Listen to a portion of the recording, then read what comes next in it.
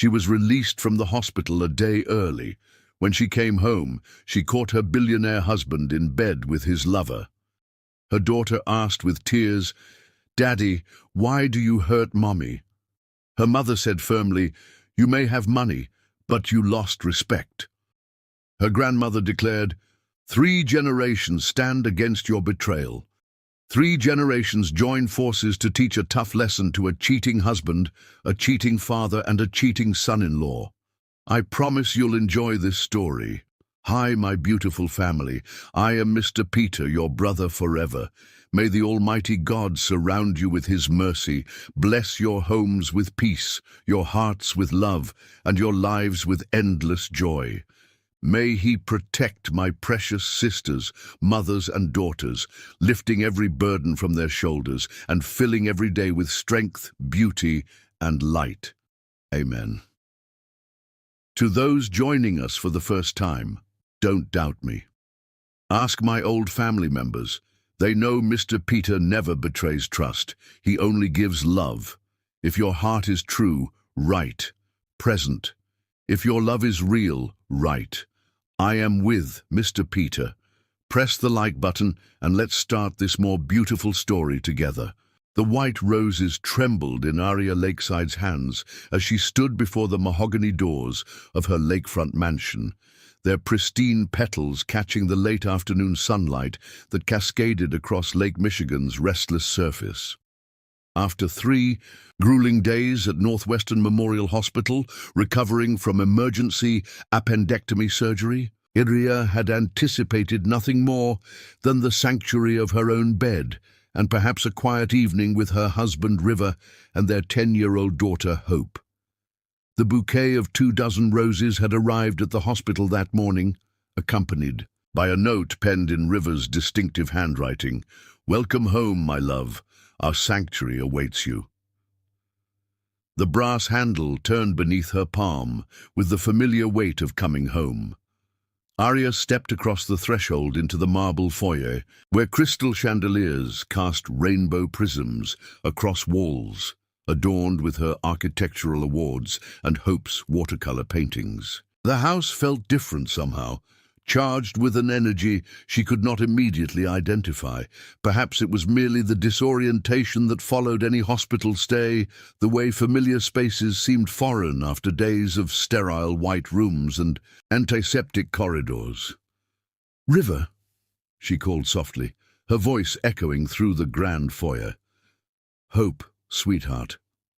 Silence greeted her, save for the distant sound of laughter drifting from somewhere upstairs.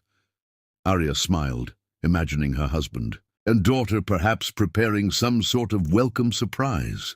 River had always possessed a flair for romantic gestures, and Hope inherited his theatrical tendencies alongside Aria's analytical mind.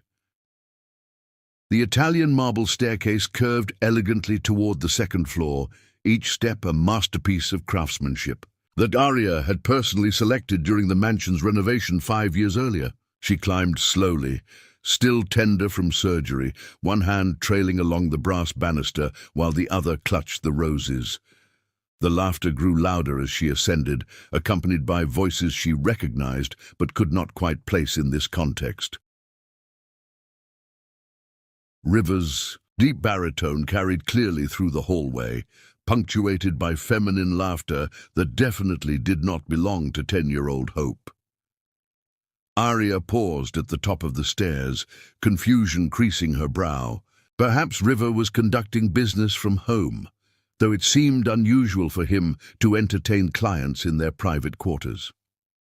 The master bedroom door stood slightly ajar, warm golden light spilling across the Persian runner that led down the hallway.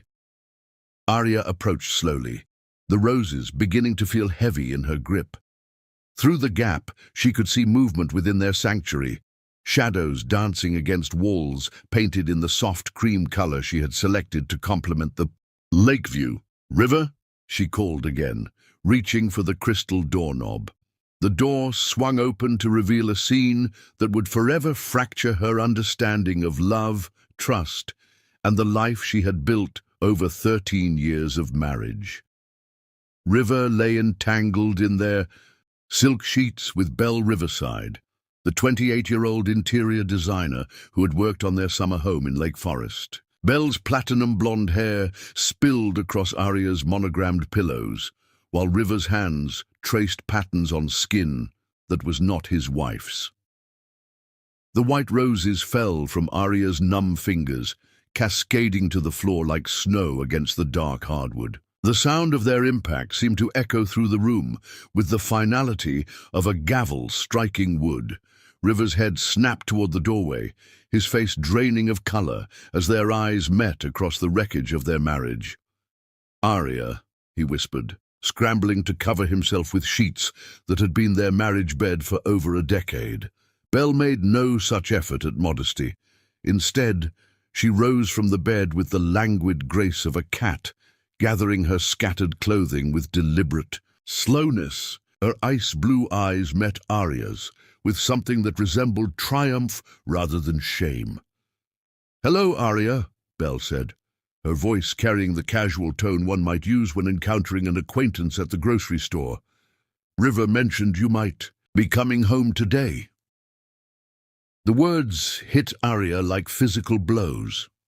The casual acknowledgement that her return had been anticipated, discussed, perhaps even planned around, suggested a level of intimacy and coordination that transcended a moment of weakness.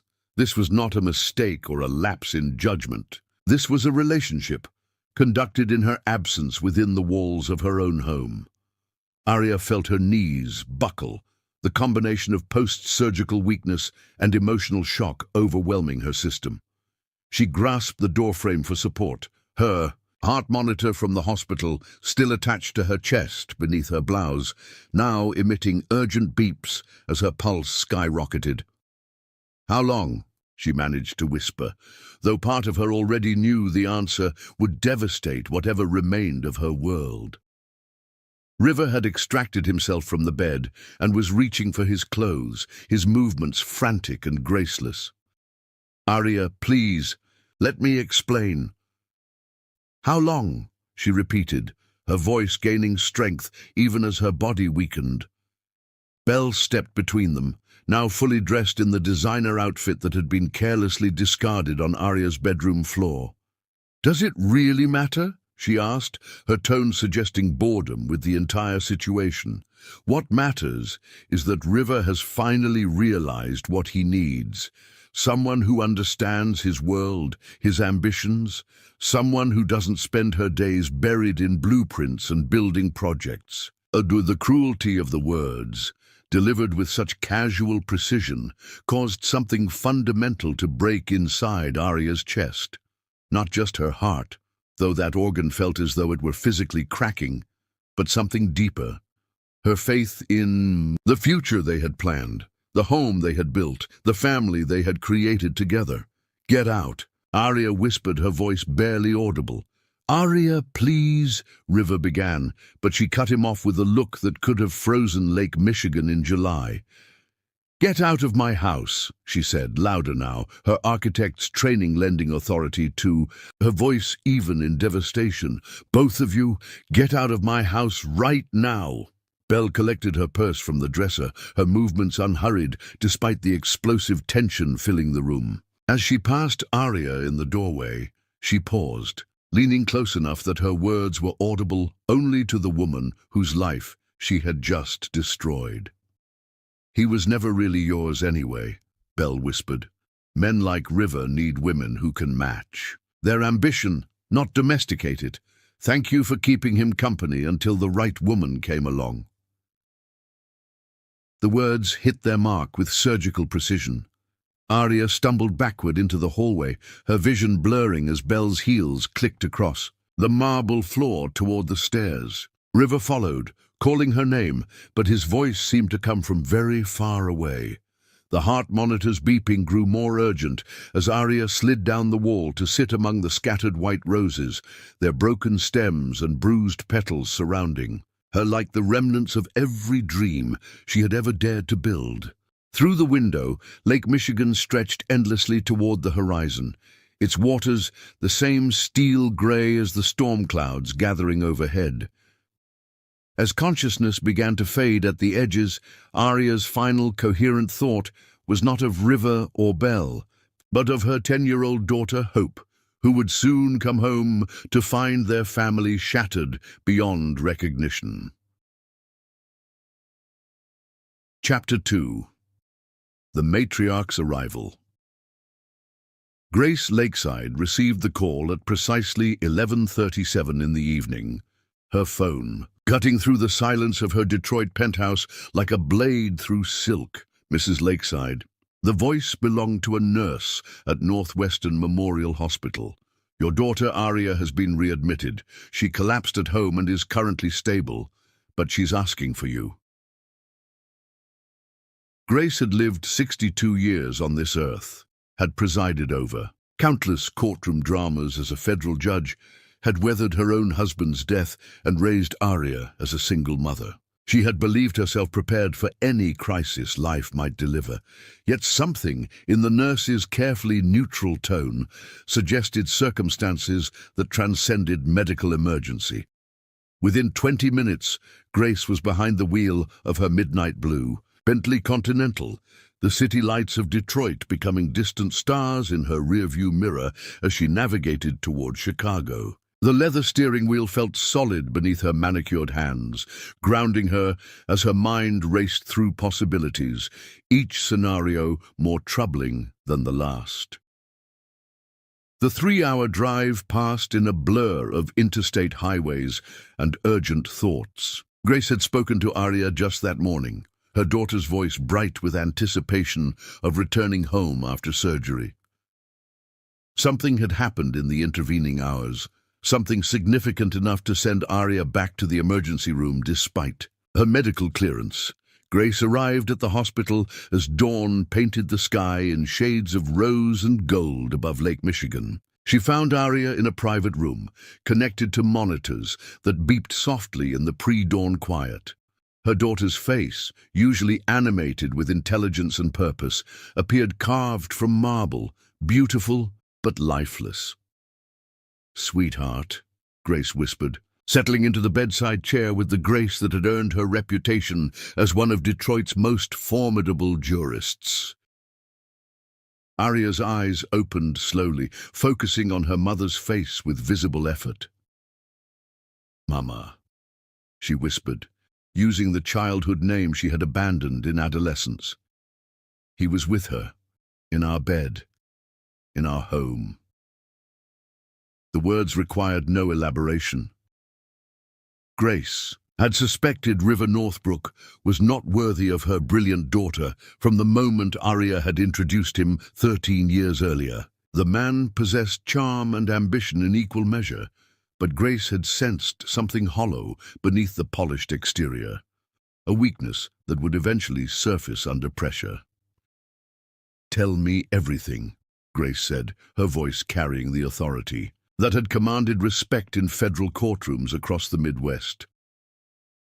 Arya's account emerged in fragments, each detail falling like stones into still water, creating ripples that would eventually become waves. Belle Riverside, the casual cruelty, the suggestion that River had never truly belonged to Arya at all. With each revelation, Grace felt her protective instincts sharpen into something approaching fury. "Where is Hope?" Grace asked when Arya finished speaking. "River's sister took her for the night when the ambulance came. She doesn't know yet." Arya's voice broke on the words. "How do I tell my 10-year-old daughter that everything she believes about family is a lie?" Grace reached for her daughter's hand, finding it cold despite the warm hospital room. "You tell her the truth, carefully and with love. But first we ensure that this betrayal becomes the best thing that ever happened to you." Something flickered in Arya's dark eyes, a spark that had been absent since Grace's arrival. "What do you mean?" "I mean that River Northbrook has just made the most catastrophic mistake of his life. He has underestimated the women of this family." Grace's smile held no warmth, only precision. "Your great-grandmother built a hotel empire after her husband abandoned her for his secretary. Your grandmother turned her divorce settlement into a telecommunications fortune, and I transformed my own husband's betrayal into a judicial career that changed Michigan law. Grace stood, moving to the window where Chicago's skyline caught the morning sun. River believes he has chosen the stronger woman. He is about to discover exactly how wrong that assumption truly is. I don't understand, Arya said, struggling to sit up in the hospital bed. You will, Grace replied, turning back to face her daughter. But first, you need to heal. Not just from surgery, but from the illusion that you needed River Northbrook to complete your life. You are Arya Lakeside, one of Chicago's most respected architects. You designed the cultural center renovation that won international acclaim. You are the daughter of a federal judge and the mother of a remarkable little girl who inherited your intelligence and strength.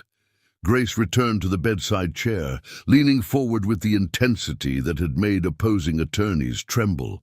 River and his little accomplice believe they have destroyed you. Instead, they have freed you to become exactly who you were meant to be. I don't feel strong, Arya admitted. I feel broken. Broken things can be rebuilt stronger than before, Grace said. Ask any architect.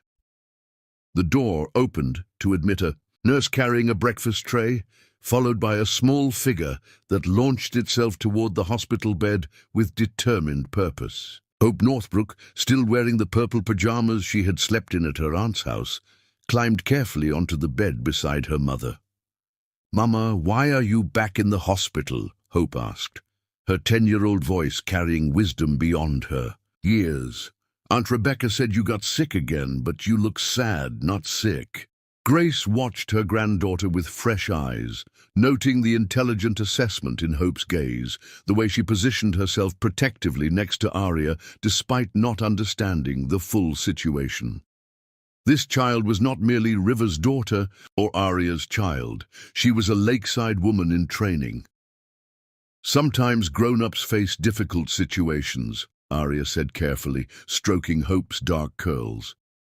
"Is it about Daddy and that blonde lady?" Hope asked with devastating directness. The silence that followed stretched taut as a wire. Grace felt her pulse quicken as she realized the implications of her granddaughter's question. "What blonde lady, sweetheart?" Arya asked, her voice carefully controlled. Hope's expression grew troubled, as though she had said something wrong. "The one who comes to our house sometimes when you're at work. She drives a white car and has really long hair. Daddy said she was helping with decorating, but she never brought any decorating stuff." Grace and Arya exchanged a look across the hospital bed, a wordless communication that conveyed both heartbreak and determination. River's betrayal ran deeper than a moment of weakness. It was a calculated deception that had been conducted under their own roof, witnessed by their innocent child. "How long has this lady been coming to the house?" Grace asked gently. Hope considered the question with the seriousness she brought to all important matters. "Since before Christmas, maybe longer. She came to my birthday party in March, but she left when you got home from work early." 6 months, possibly longer. Grace felt something crystallize inside her chest, a resolve that had been building since Arya's first broken words in the hospital room. River Northbrook had not merely betrayed his wife. He had corrupted their home, exposed their child to deception, and demonstrated a level of disrespect that demanded consequences. "Hope," Grace said, her voice gentle but purposeful, "would you like to come stay with your mother and me for a while? We could have adventures together, just the three of us." Hope's face brightened for the first time since entering the room. "Like a sleepover that lasts for days?" "Exactly like that," Grace confirmed, meeting Arya's questioning gaze with a look that promised explanations later. As Hope chatted excitedly about the possibilities of extended grandmother time, Grace began forming plans that would transform her family's devastation into victory. River Northbrook had chosen to wage war against the lakeside women. He was about to discover that he had selected the wrong battlefield entirely. The game, as they said in federal court, was now officially afoot. Chapter 3. 3 Hearts, 1. Mission. The morning sun streamed through the floor-to-ceiling windows of Arya's hospital room, casting geometric patterns across the sterile white floors as 3 generations of lakeside women sat in contemplative silence.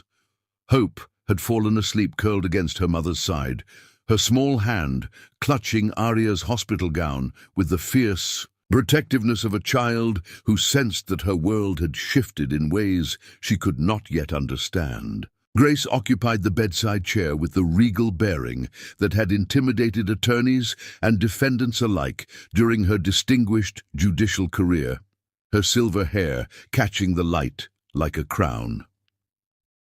"We need to discuss practical matters," Grace said quietly, her voice pitched low enough not to disturb Hope's sleep. "The immediate future, financial security, and how we protect this child from the worst of what's coming." Arya nodded, her architect's mind already beginning to compartmentalize the crisis into manageable components. "River and I have joint accounts, joint ownership of the house, joint custody arrangements. Everything is entangled." "Not for long," Grace replied with the certainty of someone who had spent decades untangling complex legal situations. "I've already contacted Margaret Chen at Fitzgerald Morrison and Associates. She's the finest family attorney in Chicago, and she owes me several favors from cases where I provided federal precedent research." "Mother, I can't think about divorce proceedings yet. This just happened." "This has been happening for months," Grace interrupted gently but firmly. "Hope's revelations make that clear. River and Belle have been planning their future while you built architectural dreams and recovered from surgery. We cannot afford to be reactive when they have been strategic." Hope stirred against Arya's side, mumbling something in her sleep about art supplies and garden parties. Grace studied her granddaughter's peaceful face, noting the determined set of her jaw even in slumber. "She knows more than she's told us," Grace observed. "Children always do. They see patterns that adults miss because they haven't learned to rationalize away their instincts." "What do you mean?"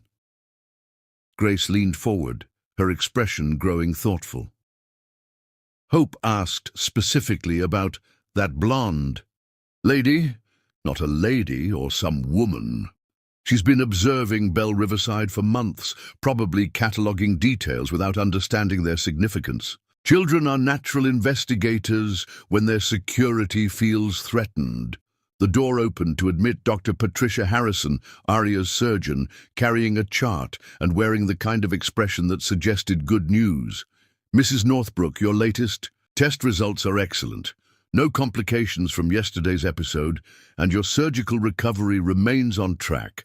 I see no medical reason to keep you here longer." "Thank you, Dr. Harrison," Arya replied, though her voice lacked enthusiasm for release. After the doctor left, Grace stood and moved to the window overlooking the lake. "You're afraid to go home," she said without turning around. "Wouldn't you be?" Arya asked. "That house holds 13 years of memories, and now they're all contaminated. Every room, every piece of furniture, every family photograph, it all feels like evidence of my own blindness." Hope opened her eyes at the sound of voices, immediately alert in the way of children who had learned to monitor adult conversations for signs of trouble. "Are we going home now?" she asked. "We're going to your house," Grace said, returning to her chair with decision crystallizing in her movements. "All 3 of us, together." "But Grandma Grace, you live in Detroit," Hope pointed out with 10-year-old logic.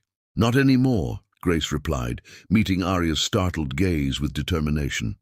"I've decided to take early retirement from the federal bench. Chicago has always felt more like home than Detroit anyway, especially now."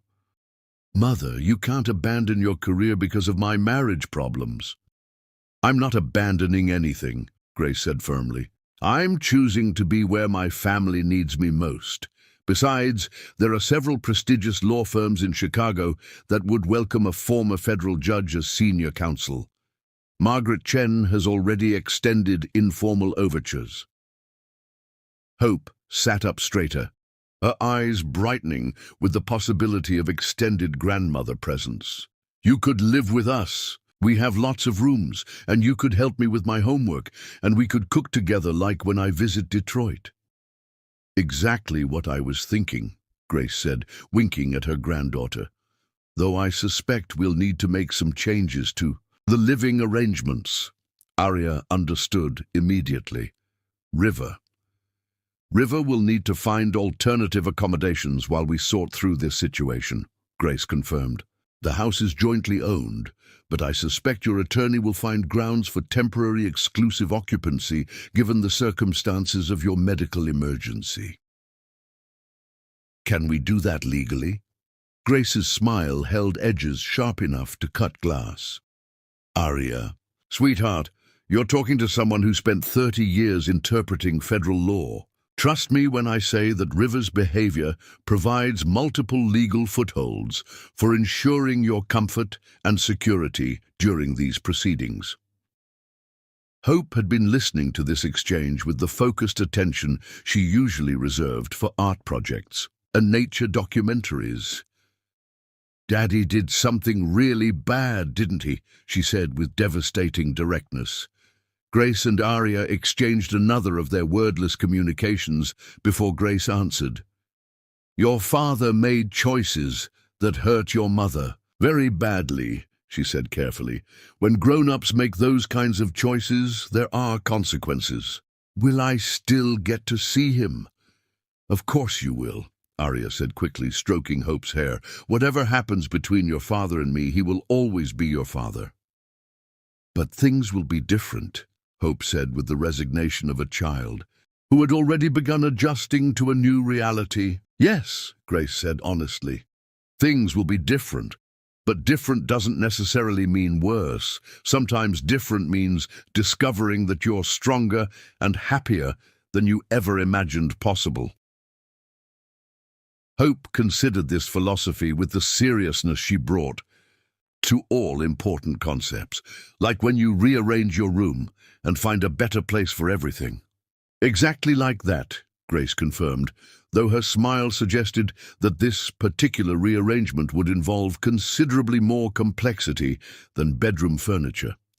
A knock at the door interrupted their conversation, followed by the appearance of a nurse carrying discharge papers and a wheelchair. Mrs. Northbrook, we're ready to process your release whenever you're prepared to leave. Grace stood with the authority of someone accustomed to taking charge of difficult situations. We'll need a few minutes to gather our things and make some phone calls. After the nurse left, Grace pulled out her phone with purposeful movements. Margaret Chen first, then a locksmith, then a moving company to collect my essentials from Detroit. Mother, this is happening very fast. River and Belle had months to plan their strategy, Grace replied, already dialing. We have the advantage of righteous anger and superior intelligence. Speed is our ally now. Hope climbed down from the hospital bed and moved to the window where Grace had stood earlier. Look, she said, pressing her nose against the glass. You can see our house from here. Arya and Grace joined her at the window, following Hope's pointing finger to the distant lakefront, where their mansion sat among similar palatial homes, its windows catching the afternoon sun like jewels. It looks so small from here, Hope observed. Houses always look smaller when you see them from a distance, Arya said, but they're the same size when you get close. Hope turned to look at her mother with eyes that seemed older than her 10 years. Maybe we'll look different to it too. Grace felt something shift in her chest as she studied her granddaughter's profile against the window. This child possessed wisdom that would serve her well in the challenges ahead. More importantly, she possessed the lakeside resilience that had carried 3 generations of women through crisis into triumph. Yes, Grace said softly. I think we will look very different indeed. As Grace began making phone calls to initiate, the legal and logistical machinery that would transform their lives. Arya found herself studying the distant mansion with new eyes. River had given her an unexpected gift in his betrayal. He had freed her from the obligation to preserve a marriage that had been built on unequal foundations, and he had brought Grace back into their daily lives. Most importantly, he had revealed the strength that existed in the bond between 3 generations of lakeside women, a strength that would prove far more powerful than any man's temporary affection. The war for their future was about to begin, and River Northbrook had no idea how thoroughly outmatched he truly was. Chapter 4. The Garden of Secrets. The lakeside mansion looked exactly the same as they approached in Grace's Bentley, its limestone facade glowing warmly in the afternoon. Sun, the perfectly manicured gardens displaying the last blooms of late summer, yet everything had changed. Hope pressed her face against the back-seat window, her breath fogging the glass as she studied their home with new eyes. "It looks like a museum now," she said thoughtfully. "Pretty but not alive." Grace parked in the circular driveway, noting immediately that River's silver Porsche was absent from its usual place in the 4-car garage. "Good," she murmured. Margaret worked quickly. The attorney had indeed worked with impressive efficiency. Within 3 hours of Grace's initial phone call, River had been served with papers granting Arya temporary exclusive occupancy of the marital home pending formal proceedings. He had also been provided with a list of Chicago's finest hotels, courtesy of Margaret's assistant. "Where will Daddy sleep tonight?" Hope asked as they gathered their belongings from the car. "At the Four Seasons downtown," Grace replied matter-of-factly. "Very comfortable accommodations. Many businessmen prefer hotel living during transitional periods." Arya used her key to unlock the front door, stepping across the threshold with the strange sensation of entering a space that was both intimately familiar and completely foreign. The marble foyer gleamed under the crystal chandelier, her architectural awards still lined the walls alongside Hope's artwork, yet the house felt hollow, like a beautiful shell from which all life had departed. "I'll check the security system and ensure all locks are changed by tomorrow," Grace said immediately, moving into organizational mode. "Hope, sweetheart, why don't you show me where you think I should set up my temporary office?" Hope's face brightened at being given important responsibility. "The sunroom. It has the best light, and you can see the garden while you work."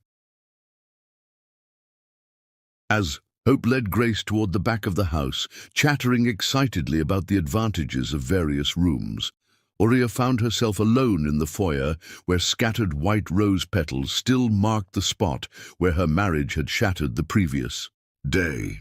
The housekeeper had swept away most of the debris, but a few bruised petals remained lodged against the baseboards, their edges brown with age. Arya knelt and gathered these remnants, holding them in her palm like evidence of a crime.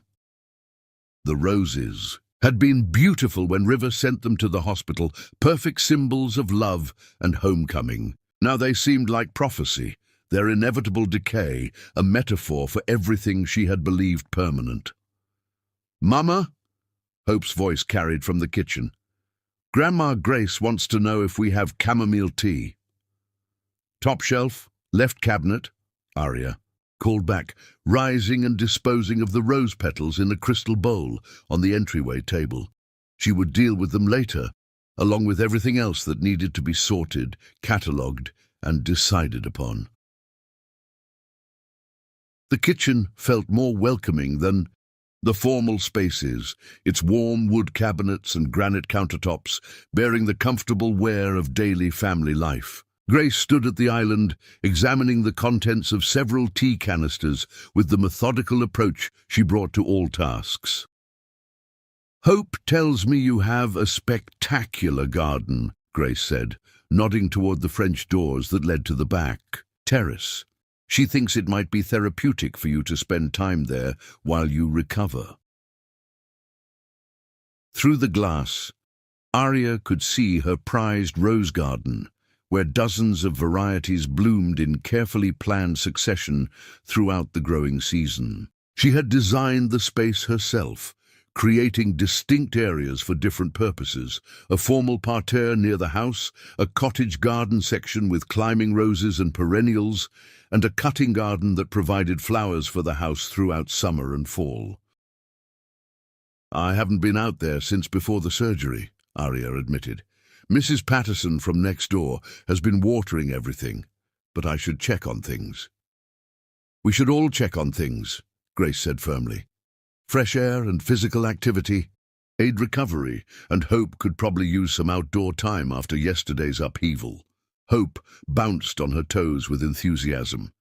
"Can we have a tea party in the garden, like in England?" "I think that's a wonderful idea," Grace said, loading a tray with teacups, the chamomile tea, and a plate of shortbread cookies from the pantry. "Lead the way, ladies."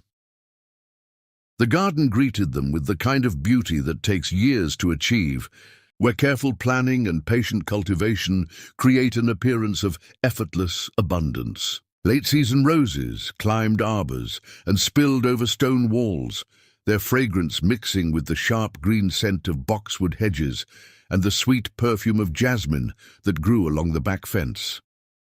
Hope immediately ran toward her favorite spot, a small gazebo tucked among the climbing roses where she often sat to read or draw. "Look, Mrs. Patterson picked all the dead flowers like you taught her." Arya followed more slowly, noting the meticulous care their neighbor had provided. Every plant showed signs of proper attention: no brown edges on leaves, no spent blooms left to drain energy from new growth, no weeds disturbing the careful arrangement of colors and textures. Grace settled onto a wrought-iron bench positioned to catch the afternoon sun, setting the tea tray on a matching table. "This is spectacular, Arya. You created something truly magical here." "It was supposed to be Hope's legacy," Arya said, settling beside her mother. "A place where she could bring her own children someday, where multiple generations could gather and feel connected to something permanent." "It still can be," Grace said gently. "Gardens survive changes in ownership, changes in family structure. The roses don't care who tends them, as long as someone does it with love." Hope appeared at Arya's elbow, carrying a small garden journal bound in green leather. "I found this hidden under the bench in the gazebo," she said, holding it out to her mother. "Is it yours?" Arya took the journal with growing confusion. The leather was unfamiliar, the binding too new to belong to her gardening records. She opened to the first page and found handwriting that definitely did not belong to her or any member of their household staff. "What does it say?" Grace asked, noting Arya's expression. Arya read silently for a moment, her face growing pale. "It's Belle's," she said finally. "She's been keeping notes about our family, our routines, our household schedule." Grace leaned closer as Arya read aloud from entries dated over the past 6 months. March 15th. Arya works late on Tuesdays and Thursdays. R says she often doesn't return until after Hope's bedtime. Perfect opportunity for longer visits. April 3rd. Hope's birthday party. Left before Arya returned from office. Must remember to avoid family events until R makes the transition. May 20th. R showed me Arya's architectural plans for the community center. Boring domestic projects. He needs someone who understands his vision for real estate empire. June 8th. Discussed timeline with R. He agrees that waiting until after. Arya's surgery makes sense. She'll be vulnerable, easier to handle. The journal fell from Arya's hands as the full scope of the betrayal became clear. This had not been a casual affair or moment of weakness. Belle and River had been conducting surveillance on her family, planning their strategy, waiting for the optimal moment to detonate her life. Hope picked up the journal and flipped through. Additional pages, her young face growing increasingly troubled. "There are drawings, too," she said softly. "Pictures of our house, of your office, of me." Grace took the journal with the careful precision of someone handling evidence, her judicial training immediately recognizing the legal implications of what they had discovered. "This documents premeditation," she said grimly. "Deliberate invasion of your privacy, manipulation of your family dynamics, and calculated timing to maximize emotional damage." "She was studying us," Arya whispered, "like specimens in a laboratory." "She was gathering intelligence," Grace corrected. "But intelligence works both ways. Belle made a critical error by documenting her activities. This journal is now evidence of systematic deception and possibly stalking behavior." Hope sat cross-legged on the grass, still paging through Belle's observations with the fascination of someone decoding a mystery. "She got lots of things wrong, though," Hope said. "She says I'm shy and clingy, but I'm not.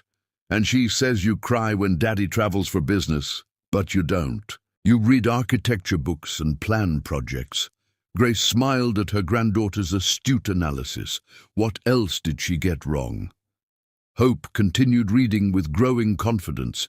"She thinks our house is too big and cold, but it's not cold at all. It's warm and full of good smells from cooking and flowers. And she says Daddy seems bored with family life, but he helps me with math homework and builds blanket forts." Arya felt something shift inside her chest as she listened to Hope's defense of their family life. Through a 10-year-old's eyes, Belle's observations revealed more about the observer than the observed. Belle had seen only surface details, missing the deeper currents of love and connection that actually defined their household. "She doesn't understand us at all," Hope concluded, with satisfaction. "She thinks she's smart, but she's really not." Grace stood and moved to examine a climbing rose that had twined itself around a wooden trellis near the gazebo. "Hope is absolutely right," she said. "Belle fundamentally misunderstood what she was observing because she lacks the capacity to recognize genuine family bonds." "What do you mean?" Arya asked. "She saw your work schedule as neglect, rather than dedication to providing for your family. She interpreted your independence as emotional distance rather than strength. She mistook River's contentment with domestic life as boredom rather than satisfaction."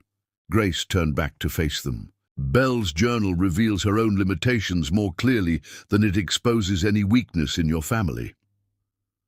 Hope had moved on to examining the sketches Belle had made of their property, her artistic eye immediately noting flaws in perspective and proportion. "These drawings are terrible," she announced. "She can't even draw our house right. The windows are all wrong, and she forgot the fountain." Arya joined Hope on the grass, studying Belle's artistic attempts with professional interest. "You're right, these aren't accurate representations at all. They're more like impressions, filtered through her own perceptions." "Or delusions," Grace added dryly. As the afternoon progressed into early evening, the three women continued dissecting. Belle's journal like archaeologists examining artifacts from an alien civilization. Each entry revealed new layers of miscalculation and misunderstanding, building a case that Belle's victory might prove far more Pyrrhic than she had anticipated. "She thinks she won," Hope said, as Grace poured second cups of chamomile tea in. "The gathering dusk. But she only won Daddy, and Daddy isn't even the best part of our family." Grace and Arya exchanged a look of amazement at Hope's devastating assessment. "What is the best part?" Grace asked gently. Hope gestured toward the garden around them, the house glowing warmly in the background, the 3 generations sitting together among roses that had survived countless seasons of change. "This," she said simply, "us. We're the best part, and she can't have any of it." As stars began to appear in the darkening sky above Lake Michigan, Grace realized that Belle Riverside had indeed made a catastrophic miscalculation. She had stolen a man who had never truly understood the value of what he was abandoning. And, in doing so, she had inadvertently revealed the unshakable strength of the women he left behind. The game was far from over, but the first major victory belonged entirely to the Lakeside legacy. Chapter 5. The Legacy Box. The morning light filtering through the master bedroom's French doors felt different somehow, as though the events of the past 48 hours had altered the very quality of illumination within the lakefront mansion.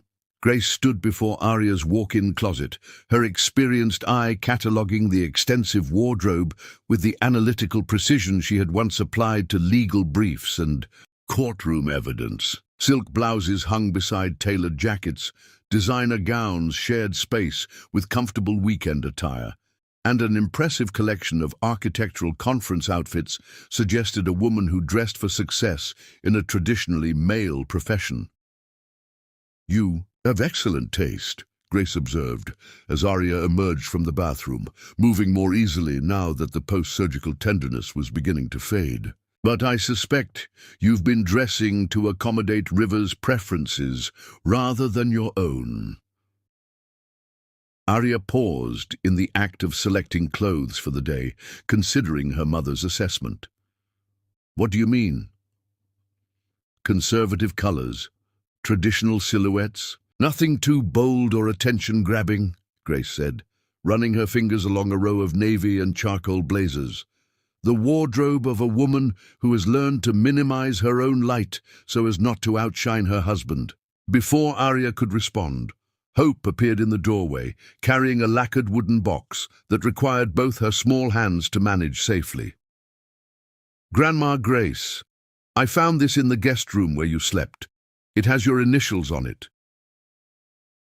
Grace turned, her expression softening as she recognized the cedar chest she had transported from Detroit. "That's my legacy box, sweetheart.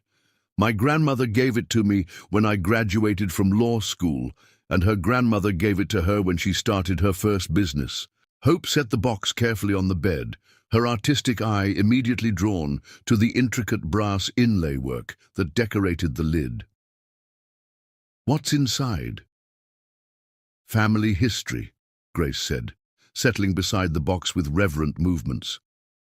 "The stories of lakeside women who faced impossible situations and transformed them into triumphs." Aria joined them on the bed, drawn by the promise of family mythology she had heard in fragments throughout her childhood, but never experienced in complete narrative form. Grace lifted the lid to reveal treasures that seemed to glow with their own inner light. Antique jewelry, yellowed photographs, handwritten letters tied with ribbon, and official documents that bore the weight of significant life changes. "This belonged to your great-great-grandmother, Constance Lakeside," Grace said, lifting a strand of pearls that caught the morning sun like captured moonlight. "She wore them the day she signed the papers to purchase her first hotel after her husband abandoned her for his secretary in 1923. Hope leaned closer, her 10-year-old fingers reaching out to touch the pearls with appropriate reverence. "Was she sad?" "I'm sure she was," Grace replied honestly. "But sadness didn't stop her from building an empire that supported 3 generations of our family. By the time she died in 1967, she owned 17 hotels across the Midwest." Grace continued unpacking the box, each item carrying its own story of feminine resilience. A simple gold wedding band that belonged to Aria's great-grandmother, who had transformed her divorce settlement into a telecommunications fortune during the 1950s, a fountain pen used to sign the papers that established Grace's own legal practice after her husband's death left her a widow with a young daughter to support. "And this," Grace said, lifting a small velvet pouch, "contains something very special indeed." She opened the pouch to reveal an engagement ring that seemed to capture and concentrate all the light in the room. The central diamond was modest by contemporary standards, perhaps 2 carats, but the setting was extraordinary. An intricate Art Deco design that spoke of craftsmanship from an era when jewelry was created as heirloom art. Constance's engagement ring, Grace explained, but not from the husband who betrayed her. This was given to her by the man she married after she had established her independence, after she knew her own worth. He was an architect, actually, someone who appreciated her strength rather than feeling threatened by it. Arya studied the ring with professional appreciation for its design elements, while Hope examined the way the faceted diamond threw rainbow patterns across the bedroom ceiling. "It's beautiful," Arya said softly. "Beauty earned through adversity," Grace corrected. Constance could have accepted any number of marriage proposals after her first husband left. Instead, she waited until she found someone worthy of the woman she had become. Hope had discovered a collection of black and white photographs at the bottom of the box, images that captured decades of family history in formal poses and candid moments. "Is this her?" Hope asked, holding up a portrait of a woman in 1920s dress standing before an impressive stone building. "That's Constance at the grand opening of her flagship hotel in Detroit," Grace confirmed. She was 43 years old and had just been featured on the cover of Business Weekly as one of America's most successful female entrepreneurs. "She looks like Mama," Hope observed with startling accuracy. Grace studied the photograph with fresh eyes, noting similarities she had never consciously recognized. Both women possessed the same intelligent gaze, the same determined set of the jaw, the same aura of quiet strength that needed no external validation. "She does, indeed," Grace agreed. "The Lakeside legacy runs deeper than names or inherited jewelry. It's a legacy of resilience, intelligence, and the absolute refusal to accept less than we deserve." Arya fingered the pearls thoughtfully, feeling their weight against her palm. "I've been thinking about something since yesterday, about whether I bear some responsibility for what happened with River, whether I was so focused on my career that I neglected our marriage." Grace's response was swift and decisive. "That's exactly the kind of thinking that keeps women trapped in situations that diminish them. River made deliberate choices over a period of months. His actions were premeditated and calculated, as Bell's journal clearly demonstrates. You bear no responsibility for someone else's character defects." "But maybe if I had been more attentive..." "More attentive to what?" Grace interrupted. "To a man who was conducting clandestine meetings with another woman in your own home. To someone who was planning your emotional destruction while you recovered from surgery." Hope had been listening to this exchange with the focused attention she usually reserved for important life lessons. "Daddy made bad choices," she said with devastating simplicity. "You can't make good choices for other people. I learned that when Tommy Morrison kept cheating on spelling tests, even though I told him it was wrong." Grace smiled at her granddaughter's moral clarity. "Exactly right. We are responsible for our own choices, not for managing other people's ethics. Besides," Hope continued, returning to the photographs, "you work hard because you love building things that help people. The community center you designed has a playground where kids can have fun, and offices where grown-ups can get help with problems. That's good work." Arya felt something shift in her perspective as she listened to Hope's assessment. Through her daughter's eyes, her professional dedication appeared not as neglect of family, but as contribution to community, not as selfish ambition, but as meaningful service. "Hope is absolutely right," Grace said, beginning to return items to the legacy box. "Your architectural work has improved countless lives throughout Chicago. The cultural center renovation alone has provided space for hundreds of community events and educational programs." "Maishu, I never thought about it that way," Arya admitted.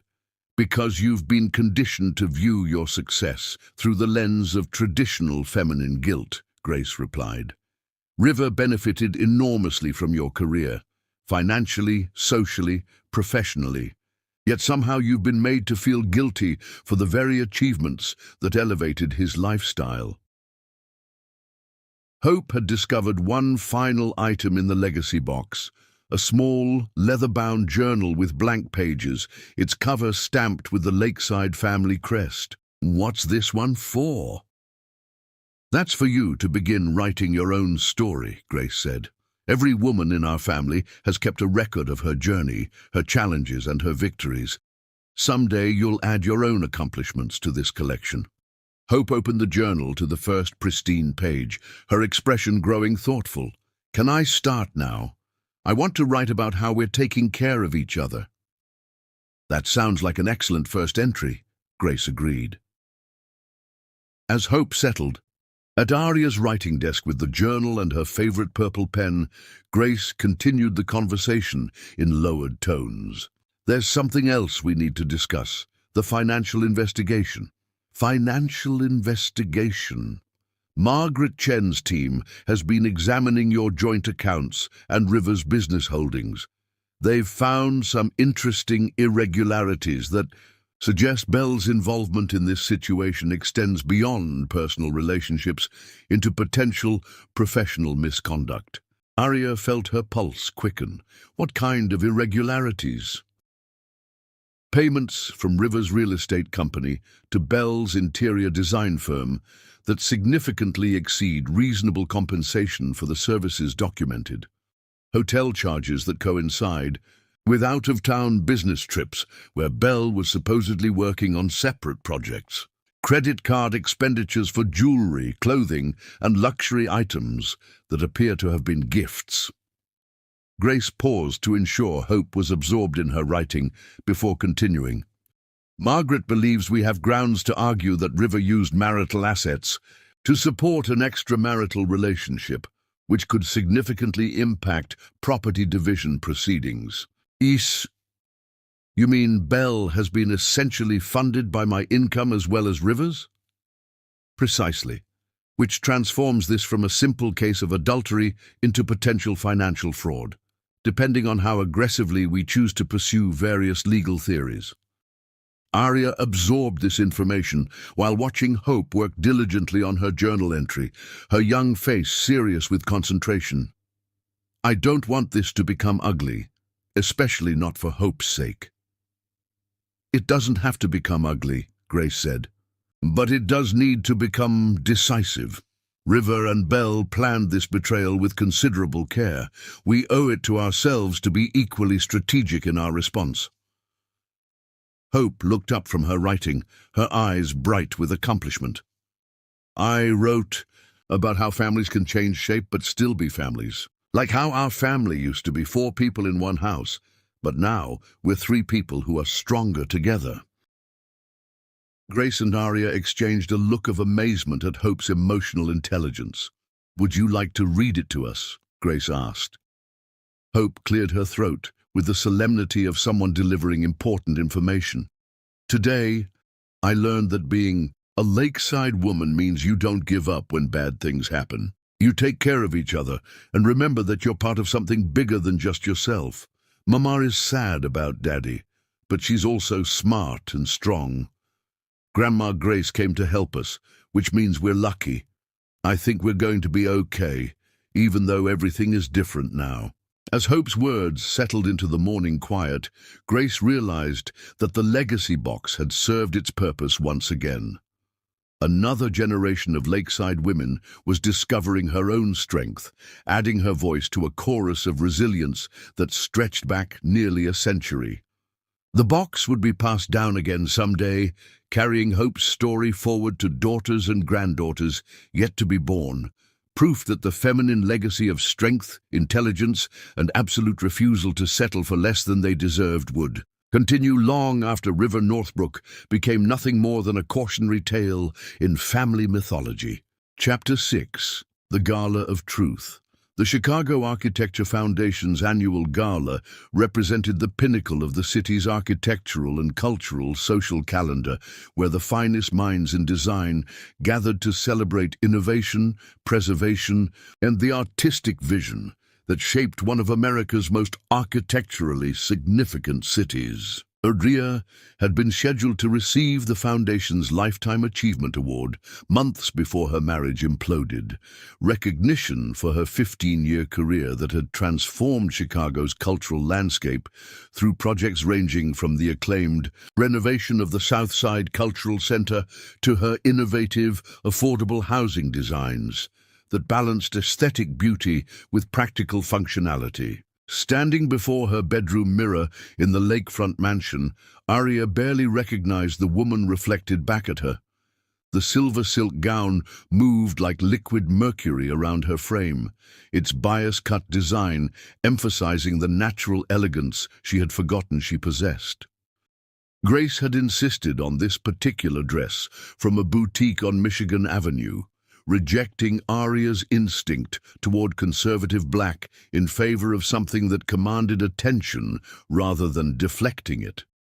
"You look like a queen," Hope announced, from her position on the bed, where she was putting finishing touches on her own outfit. Grace had arranged for Hope to attend the gala as Aria's guest, reasoning that the 10-year-old's presence would provide both moral support and a compelling visual narrative of family solidarity.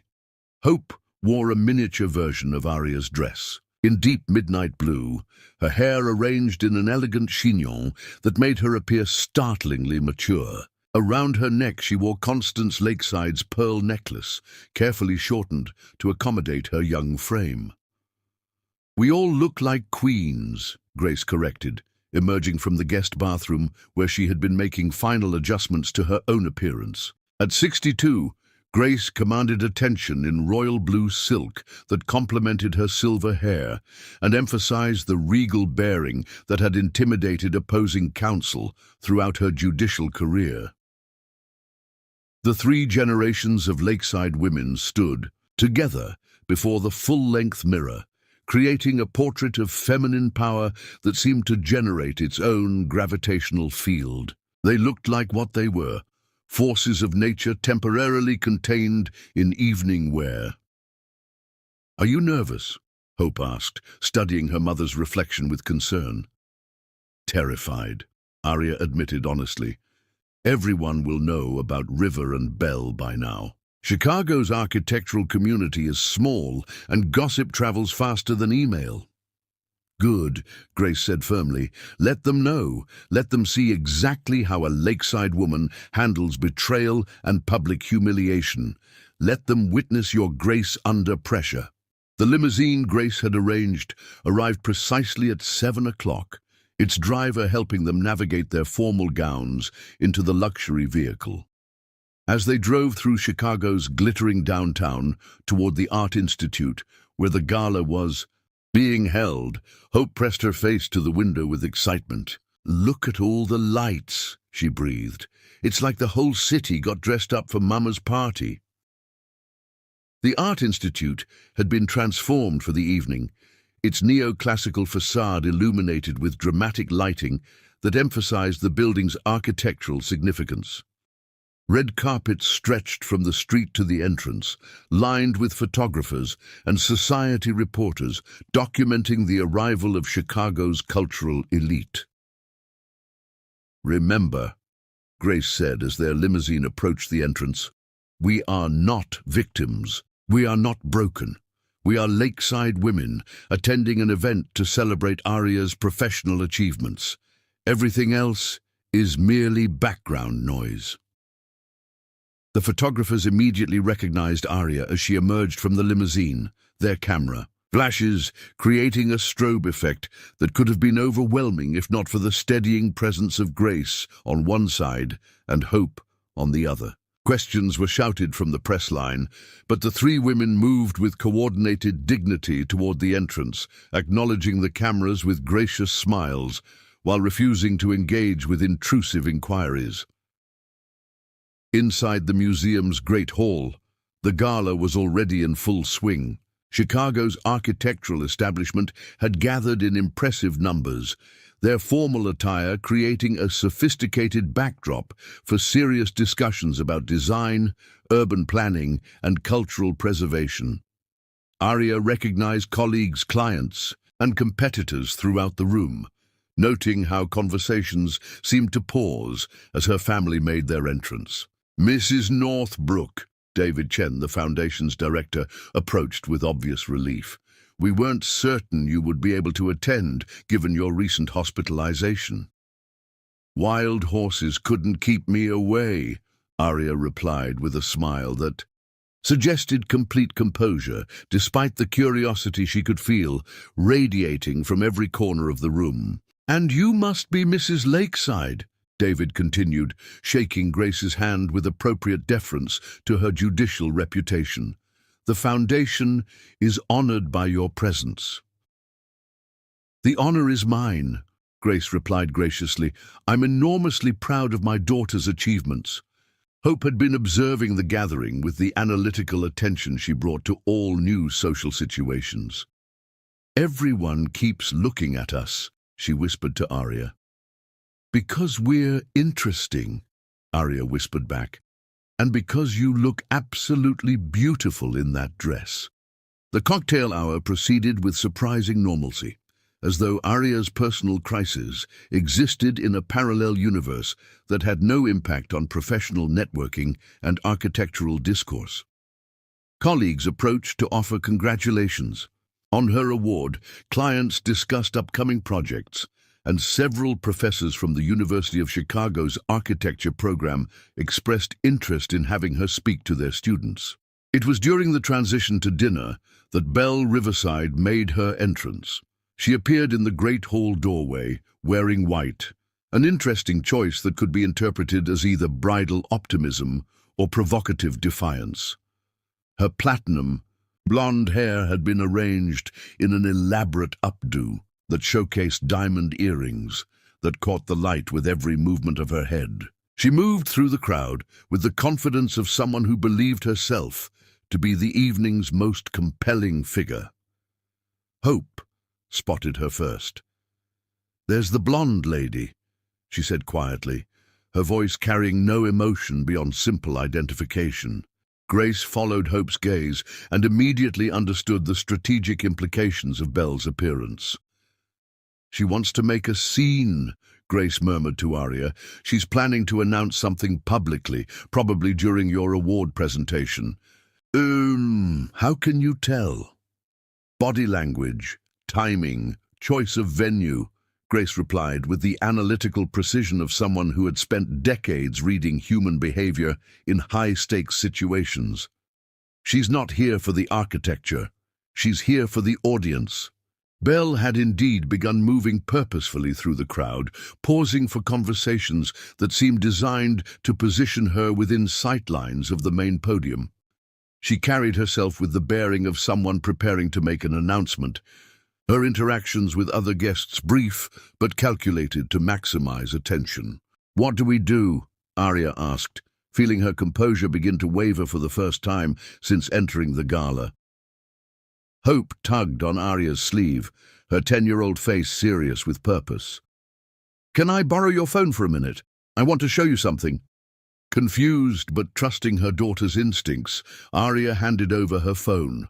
Hope navigated to the voice recording app with the familiarity of someone who had grown up with technology, scrolling through several files before finding the one she wanted. "I recorded Belle when she came to our house last week," Hope said quietly, "while you were at the doctor, and Daddy thought I was taking a nap upstairs. I thought it might be important someday." Grace leaned closer, her expression growing sharp with interest. "What kind of recording?" Hope pressed play on a file labeled with last week's date. Belle's voice emerged clearly from the phone's speaker, though Hope had lowered the volume to ensure their conversation remained private. "This is almost too easy, River. She's so pathetically grateful for every crumb of attention you throw her way. Thank you for the roses, darling. Thank you for thinking of me while I was in the hospital."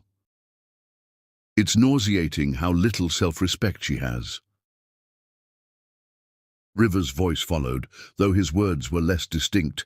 She's a good mother to Hope. Hope will be fine, Belle's voice cut through with casual cruelty. Children adapt to new situations quickly, especially when the new situation involves a significant upgrade in maternal figure, someone who actually understands how to navigate society instead of hiding behind blueprints and building projects. The recording continued for several more minutes, capturing Belle's detailed plans for the evening's announcement, her dismissive comments about Arya's professional achievements, and her certainty that Chicago's social elite would welcome her as River's new partner once the transition became official. She's planning to announce her pregnancy tonight, Hope whispered as the recording ended. During your speech, she thinks it will make everyone feel sorry for her and angry at you. Grace and Arya exchanged a look that conveyed both horror and admiration for Hope's foresight in documenting the conversation. That recording changes everything, Grace said quietly. Belle has just provided us with evidence of calculated emotional cruelty and deliberate timing designed to maximize public humiliation. Before they could discuss strategy further, David Chen approached their table with the evening's program. In hand, Mrs. Northbrook, we're ready to begin the award presentations. You'll be our final honoree, which means you'll have the stage for the last 15 minutes of the evening. As David moved away to coordinate with the technical crew, Grace leaned closer to her daughter and granddaughter. Hope, sweetheart, how would you feel about helping your mother accept her award? What do you mean? Grace's smile carried edges sharp enough to cut glass. I mean that sometimes the best way to handle someone who plans to ambush you is to ambush them first. Hope's eyes lit up with understanding and excitement. You want me to play the recording? Only if you're comfortable with it, Arya said, though her voice carried new strength as she began to understand Grace's strategy. It would mean standing up in front of all these people and dealing with whatever happens afterward. Hope considered this responsibility with the seriousness she brought to all important decisions. Belle said mean things about our family, and she was going to be mean to you in front of everyone tonight. I think people should know who she really is. Grace reached across the table to squeeze Hope's small hand. You don't have to decide right now, but if you choose to help us, we'll be right there with you every step of the way. As dinner service began and the evening's program commenced with the presentation of Architectural Preservation Awards, the three lakeside women continued refining their strategy.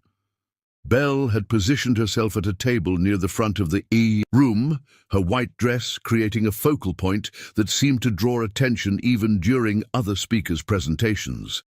But Belle had made a crucial miscalculation in her strategic planning. She had underestimated the intelligence, preparedness, and absolute refusal to be victims that characterized the women she was attempting to destroy. The evening was about to take a turn that would transform Belle's moment of anticipated triumph into a masterclass in how powerful women handle attempted humiliation. And at the center of it all, a 10-year-old girl was about to demonstrate that the lakeside legacy of strength, intelligence, and devastating precision in the face of adversity had successfully transferred to its newest generation. Chapter 7. The morning after victory. Sunlight streamed through the floor-to-ceiling windows of the lakefront mansion's breakfast room, illuminating newspaper headlines spread across the antique walnut table like evidence of a particularly satisfying victory.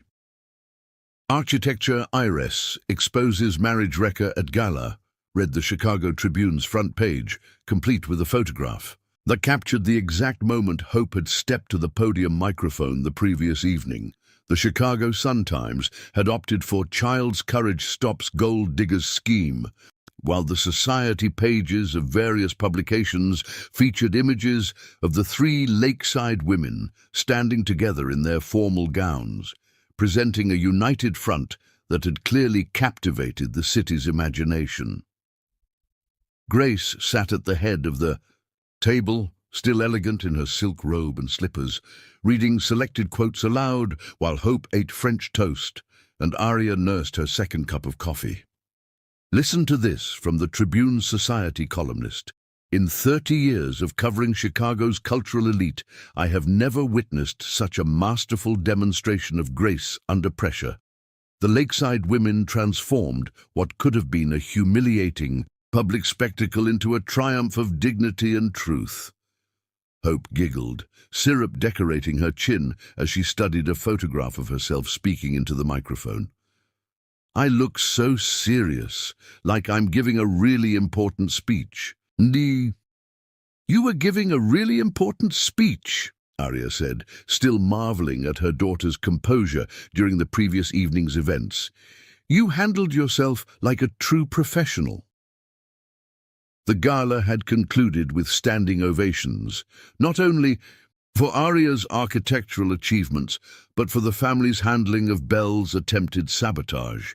Belle herself had fled the Art Institute shortly after Hope's recording played throughout the Great Hall, her white dress a streak of movement, as she pushed through the crowd toward the exit. Her planned pregnancy announcement had been completely derailed by the exposure of her cruel calculations. River had not attended the gala at all, an absence that the newspapers had noted with particular interest. Several articles speculated about his whereabouts and his response to the evening's revelations, though none had succeeded in obtaining comment from either River or Belle. Later investigation would reveal that Belle's pregnancy claims were fabricated, another manipulation tactic in her calculated destruction of the Northbrook marriage. Margaret Chen called while you were in the shower, Grace announced, setting down the Tribune to focus on her breakfast. The recording Hope made, combined with Belle's journal and the financial irregularities, has significantly strengthened our negotiating position. River's attorney contacted her office at 7 this morning, requesting an emergency meeting. What does that mean? Aria asked. It means River has realized that his situation has become untenable, Grace replied with satisfaction. Public opinion, legal evidence and financial exposure have converged to create circumstances that require immediate damage control. Hope had moved on to examining the photographs in the society pages with artistic interest. Why does Belle always look angry? In pictures, even when she's trying to smile, her eyes look mad. Aria studied the images Hope was referencing, noting that her daughter had identified something she herself had missed. In every photograph taken over the past 6 months, where Belle appeared at River's side during business events, there was indeed something predatory in her expression, something calculating that the camera had captured despite her attempts at social grace. Some people wear masks that don't quite fit, Grace explained gently. Their real feelings show through despite their efforts to hide them. Like when Tommy Morrison pretends to be sorry for cheating on tests. But you can tell he's only sorry he got caught, Hope said with devastating accuracy. Exactly like that, Grace agreed. The telephone rang, interrupting their breakfast analysis of the previous evening's triumph. Grace answered with the authoritative tone she had perfected during her judicial career. Lakeside residence.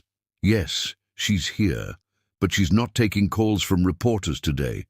No, Mr. Northbrook is not available for comment because he doesn't live here anymore. Thank you for your interest in the story. Grace hung up and immediately unplugged the phone from the wall. That's the 7th call in the past hour. The story has attracted more attention than anticipated. Is that good or bad? Hope asked. It's powerful, Grace replied, and power can be directed toward good outcomes if managed properly. Before anyone could respond, the doorbell chimed with the melodious notes that announced visitors to the lakefront mansion. Grace moved to the front window and peered through the curtains, her expression growing amused.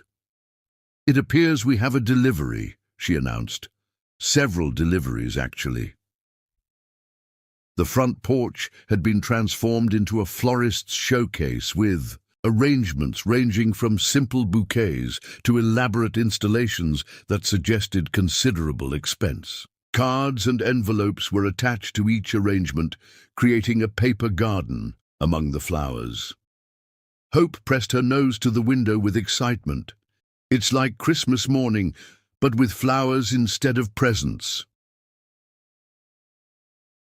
They spent the next hour collecting and arranging the deliveries throughout the house, reading messages of support that ranged from professional colleagues congratulating Arya on her award to perfect strangers expressing admiration for the family's dignity during crisis.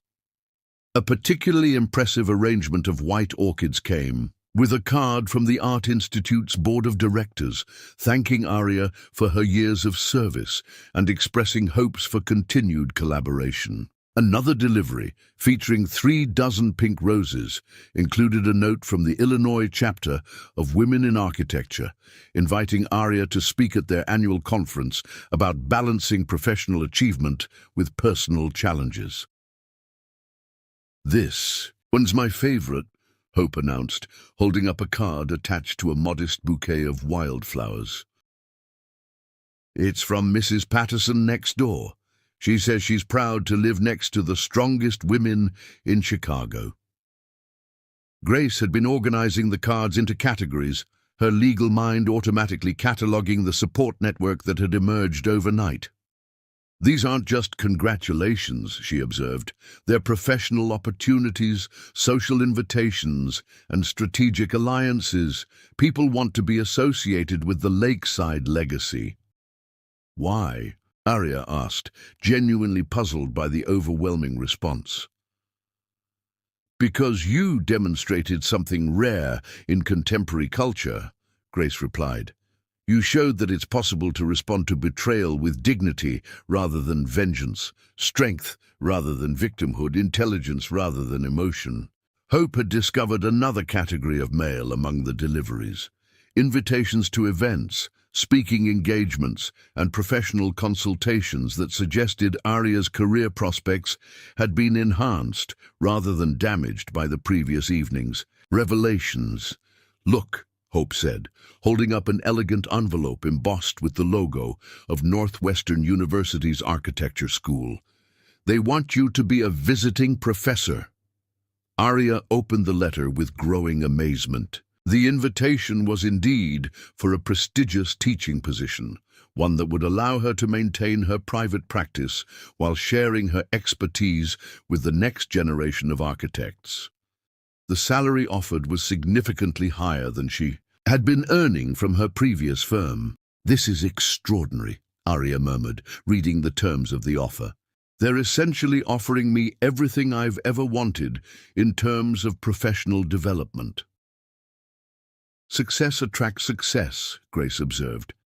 "Yesterday's events demonstrated your character under pressure, which is exactly what institutions value in their leadership." As they continued processing the morning's deliveries, a pattern began to emerge. Arya's professional stock had risen dramatically as a result of handling personal crisis with public grace.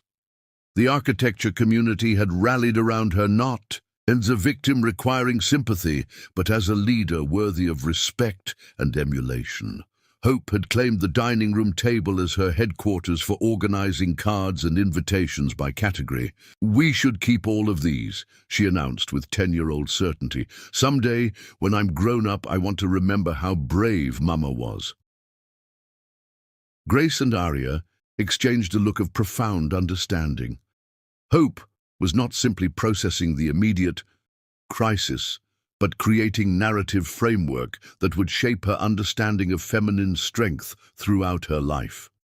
The child was learning that women could transform betrayal into triumph, humiliation into empowerment, endings into new beginnings. "You know what I think we should do today?" Grace said, surveying the flower-filled rooms and the evidence of community support surrounding them. "What?" Hope asked, looking up from her organizational project. "I think we should plan something beautiful," Grace replied. "Something that celebrates who we are and what we've accomplished. Something that marks this as the beginning of our new chapter, rather than the end of the old one."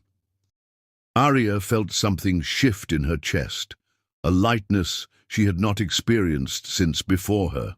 Marriage began to deteriorate. "What did you have in mind?" Grace's smile carried the promise of adventures yet to be undertaken. "I was thinking we might redesign this house to reflect our actual lives rather than the life we thought we were supposed to want.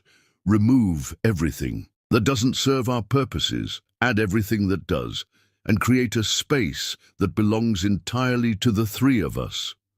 Hope's face lit up with enthusiasm. "Like architectural therapy." "Exactly like architectural therapy," Grace confirmed. "Your mother has spent years designing spaces for other people's dreams. It's time she designed something for her own." As the three women began walking through their home with new eyes, seeing it not as a stage set for traditional family life, but as raw material for whatever they chose to create, Arya realized that Belle's betrayal had given her an unexpected gift. Freedom to become exactly who she was meant to be, surrounded by people who loved her unconditionally and supported her unlimited potential for growth, success, and happiness that owed nothing to any man's approval or presence. The morning after victory felt like the first day of the rest of their extraordinary lives. Chapter 8: The Fortress of Love. 3 weeks had transformed the lakefront mansion into something entirely new, though the changes were subtle enough that casual observers might have struggled to identify what made the house feel so different. The formal dining room, which had hosted stiff dinner parties designed to advance River's business connections, now served as Hope's art studio, its north-facing windows providing perfect light for her watercolor projects and architectural sketches. The sterile home office that River had used for late-night phone calls with clients had become Grace's legal consulting space, where she worked on pro bono cases for women navigating their own divorces. Arya had claimed the master suite's sitting area as her design studio, spreading architectural plans across surfaces that had once held River's business magazines and golf trophies. The room felt lighter somehow, its proportions more pleasing now that they served her purposes rather than accommodating his preferences. But the most significant change was intangible. The house had become a home in ways it had never achieved during 13 years of traditional family structure. Laughter echoed through rooms that had previously maintained library-quiet formality. The kitchen stayed warm, with constant cooking projects that Hope and Grace undertook together. Music played throughout the day, everything from jazz standards that Grace preferred to the classical pieces that helped Arya focus on complex design problems. "It's like the house was holding its breath before," Hope observed as she worked on a watercolor painting of the lake view from her new studio. "Now it can breathe properly." Grace looked up from the legal brief she was reviewing, smiling at her granddaughter's poetic assessment. "Houses reflect the emotional state of their inhabitants. When people are unhappy, homes feel constrained. When people are thriving, homes feel expansive." Arya had been working on preliminary sketches for the Northwestern University project when her phone rang with a call from Margaret Chen. After 3 weeks of negotiations, River's legal team had finally submitted their first formal settlement proposal. "You need to see this in person," Margaret said without preamble. "Can you come to my office this afternoon? And you might want to bring Grace." 2 hours later, Arya and Grace sat in Margaret Chen's conference room, studying documents that revealed the full scope of River's desperate legal position. The settlement offer was so favorable to Arya that Margaret had asked her associate to review the numbers twice before scheduling the meeting. He's offering the house, full custody of Hope, with generous visitation rights for him, 60% of all joint assets, and continuation of spousal support for 7 years, Margaret summarized. In exchange, he's asking only that you sign a non-disclosure agreement regarding the circumstances of your separation. What does the non-disclosure agreement actually mean? Grace asked, her judicial experience immediately identifying the strategic implications. It means Arya couldn't discuss the details of River's affair, Belle's behavior, or any related financial irregularities in public forums, media interviews, or professional settings, Margaret explained. Essentially, it would prevent her from telling her story if opportunities arose. Arya studied the settlement terms while considering their practical impact. The financial arrangements would provide security for Hope's education and her own future professional endeavors. The custody agreement acknowledged what had already become their natural living arrangement. Even the non-disclosure clause was more nuanced than she had expected. "What's driving this generosity?" Arya asked. 3 weeks ago, River was suggesting 50-50 division of everything. Margaret's smile carried satisfaction at having anticipated this question. Belle Riverside filed a civil lawsuit against River's company yesterday, alleging sexual harassment, hostile work environment, and financial misconduct. She's claiming that he used his position of power to coerce her into a personal relationship, then abandoned her when it became professionally inconvenient. Grace leaned back in her chair, processing this development with the analytical precision that had made her an exceptional jurist. She's repositioning herself from mistress to victim, precisely, and her attorney is quite skilled at generating media attention. River's business reputation, which survived your separation relatively intact, is now facing serious threats from multiple directions. Arya felt an unexpected surge of something that might have been sympathy for her estranged husband, followed immediately by recognition that this emotion was both inappropriate and potentially damaging to her own interests. "What's your recommendation?" she asked Margaret. "Accept the settlement with one modification," Margaret replied without hesitation. "Remove the non-disclosure agreement entirely. River needs this resolution more than you do, and your silence shouldn't be purchased when it's his actions that created the situation requiring discretion." Grace nodded approvingly. "Margaret's right. You have nothing to be ashamed of, nothing to hide. If River wants to avoid public discussion of his behavior, he can accomplish that by behaving better, not by silencing the people he's harmed." They spent another hour reviewing details and discussing implementation timelines before returning to the lakefront mansion, where Hope was waiting with excitement that could barely be contained. Mrs. Patterson came over with mail that got delivered to her house by mistake, Hope announced, leading them toward the kitchen, where several packages sat on the counter. And someone called about a magazine, wanting to interview Mama. Arya examined the packages while Grace fielded phone calls that had accumulated during their absence. The packages contained advance copies of Architectural Digest, which featured Arya's Cultural Center renovation as their cover story, and Chicago Magazine, which had named her to their 40 under 40 list, despite the fact that she had recently turned 35. "This is incredible timing," Arya murmured, studying the Architectural Digest cover, which showcased her work with the kind of reverential photography usually reserved for European landmarks. Hope peered over her mother's shoulder at the magazine coverage. "You're famous, like actually famous. Your mother has always been respected in professional circles," Grace corrected gently, "but recent events have brought her talents to broader public attention." The phone rang again, and Grace answered with her now familiar screening protocol. After a brief conversation, she hung up and turned to Arya with an expression of barely contained excitement. That was David Chen from the Architecture Foundation. They've received an inquiry from the Smithsonian Institution about featuring your cultural center renovation in their upcoming exhibition on contemporary American public architecture. The Smithsonian, Arya repeated, certain she had misheard. The Smithsonian, Grace confirmed.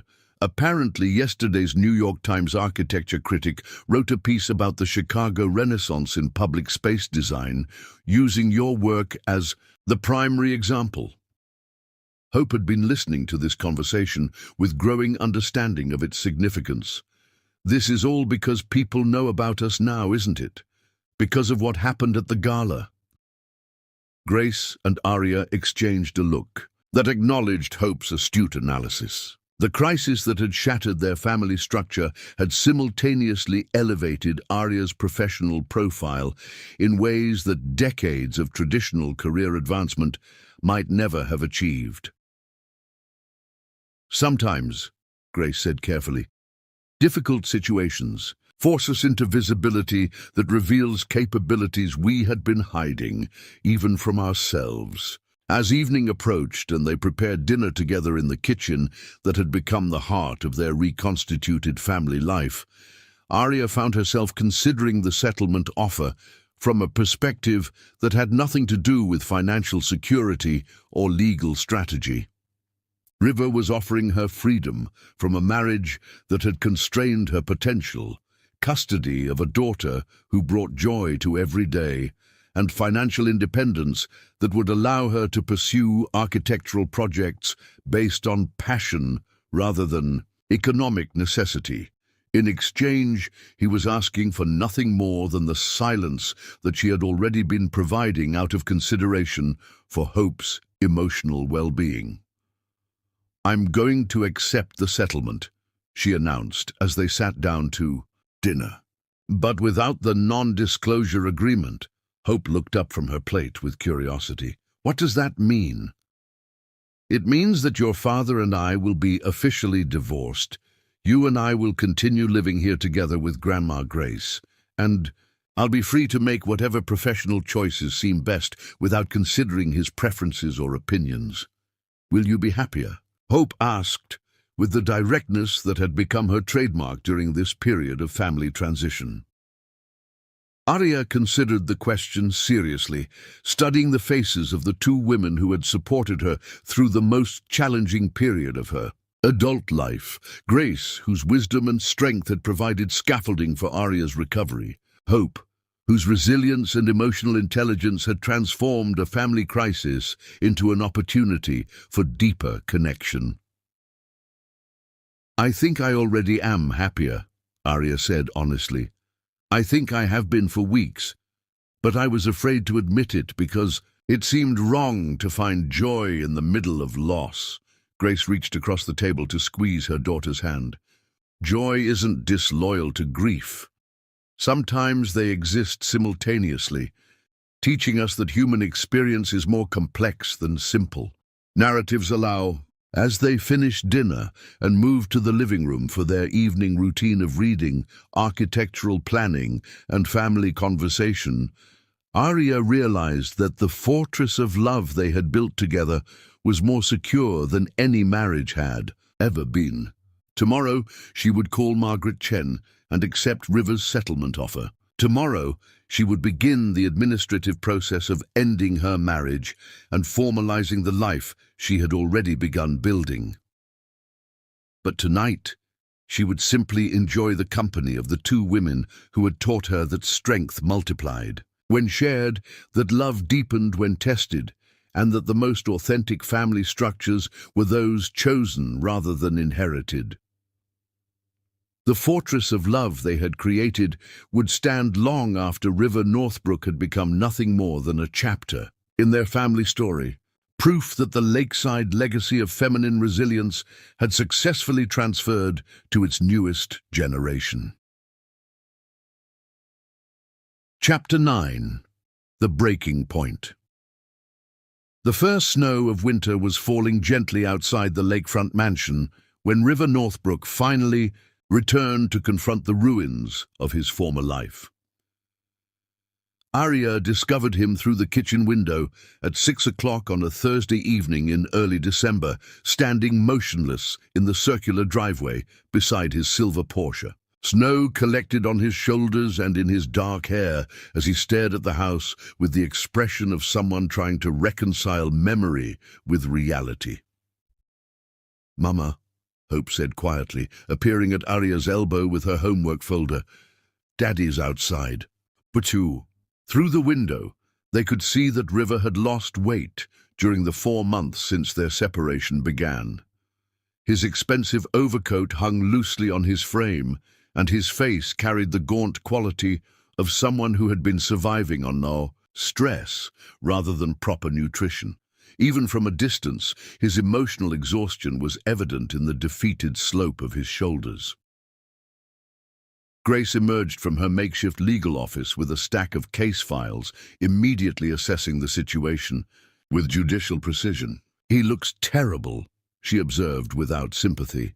"The Bell situation must have deteriorated significantly."